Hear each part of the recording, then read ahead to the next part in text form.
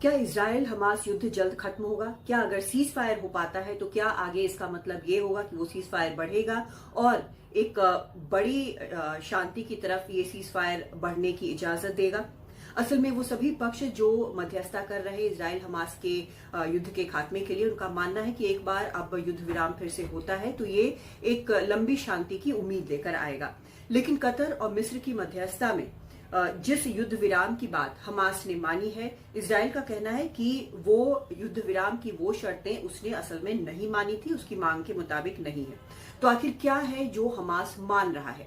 Hamas ने 3 चरणों की बात कही है युद्ध विराम की, जिसमें जो पहला चरण है उसमें इजरायली जो सेना है वो पूर्व से पूरी तरह निकल जाएगी, पूर्वी गाजा से पूरी तरह निकल जाएगी और अपने सीमा पर चली जाएगी। जो वॉर प्लेन, जो लड़ाकू विमान और ड्रोन है वो 10 घंटे से ज्यादा इजराइल के वो गाजा के ऊपर नहीं उड़ेंगे। इस चरण में 33 बंधक जो हैं वो छोड़े जाएंगे। इनमें हमास छोड़ेगा इनको। इनमें महिलाएं, 50 से ऊपर के बंधक और बीमार और 19 से कम के आम नागरिक होंगे।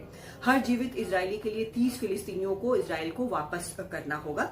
महिला इजरायली सैनिकों को छोड़ने पर 50 फिलिस्तीनियों को इजराइल छोड़ेगा। गाजा के आम नागरिक इस चरण में वापस आना शुरू होंगे। रिकंस्ट्रक्शन का काम शुरू होगा, मानवीय मदद भी शुरू होगी। दूसरे चरण में मिलिट्री ऑपरेशन, पूरी तरह इजराइल को रोकने की बात कही गई है। सेना उसकी गाजा से निकल जाएगी और इस बार सभी इजरायली पुरुष बंधक, चाहे वो सैनिक भी हो, उन्हें छोड़ देगा हमास, ऐसा कहा है।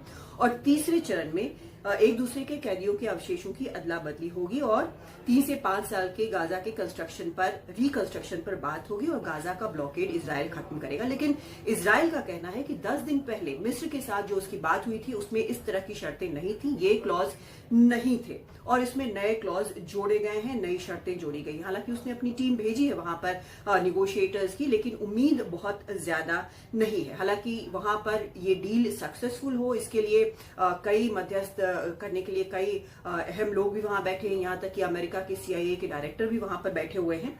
लेकिन बात यहां पर अटक रही और युद्ध कैसे खत्म होगा ये बड़ा सवाल है, क्योंकि इजराइल ने ये कसम खा रखी है कि हमास को वो मिटा कर रहेगा। जिस तरह का हमला 7 अक्टूबर 2023 को हमास ने इजराइल पर किया था उसके कारण, और उसके बाद ही शांति की उम्मीद बन सकती है। इजराइल का यह भी कहना है कि एक बार जब सारे बंधक उसके छूट जाते हैं उसके बाद वो युद्ध दोबारा शुरू करेगा। तो क्या ये एक शांति के लिए ये जो युद्ध विराम है वो कितना अहम है, ये तो बिल्कुल साफ है और सभी कई देश, चाहे वो अमेरिका हो या कुछ और देश हो, वो इसको सपोर्ट कर रहे हैं। लेकिन आखिर इसे इजराइल मानेगा या नहीं, ये एक बड़ा सवाल है और युद्ध खत्म हो पाएगा दोनों के बीच, इसमें अभी आशंका बरकरार है।